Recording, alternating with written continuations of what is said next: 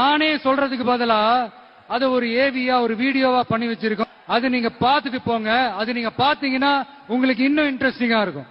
என்ன பாலிடிக்ஸ்ல எதிர்பார்க்கலாமா உதய? ஒரு அரசியல் குடும்பத்துக்கு பிறந்தது ஒரே காரணத்துக்காக நான் அரசியல் வரணும்னு அவசியமே கிடையாது. டெஃபினெட்லி. அதுக்காக நிறைய பேர் கட்சிக்காக உழைச்சாங்க, ஏகப்பட்ட பேர் இருக்காங்க. அவங்க தான் வரணும்.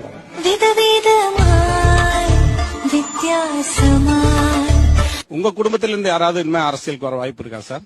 நிச்சயமாக என்னுடைய மகனாக இருந்தாலும் சரி, என்னுடைய மருமகனாக இருந்தாலும் சரி, அல்லது எங்கள் வீட்டில் இருக்கக்கூடிய யாராக இருந்தாலும் அரசியலுக்கு வருவதற்கான வாய்ப்புகள் இல்லை என்பதை நான் அழுத்த நிறுத்தமாக தெரிவித்துக் கொள்கிறேன். அடுத்தது அமைச்சர் அப்படிங்கிற ஒரு லைன் எடுத்துக்கலாமா? எனக்கு நான் ஏத்துக்க மாட்டேன். எனக்கு இன்னும் கொஞ்சம் இப்பதான் முதல் முறை சட்டமன்ற உறுப்பினர் ஆயிருக்கேன். அதனால எனக்கு வேணாம் தான் சொல்லுவேன். தலைவர் அந்த மாதிரி ஒன்னும் பையனுக்காக கொடுக்கணும் அப்படின்லாம் அந்த மாதிரி முடிவு எடுக்க மாட்டாங்க. ஏற்கனவே அனுபவம் பெற்றவர்கள் நிறைய சீனியர்கள்லாம் இருக்காங்க. அவங்களுக்கு தான் தலைவர் முன்னுரிமை கொடுப்பாங்க.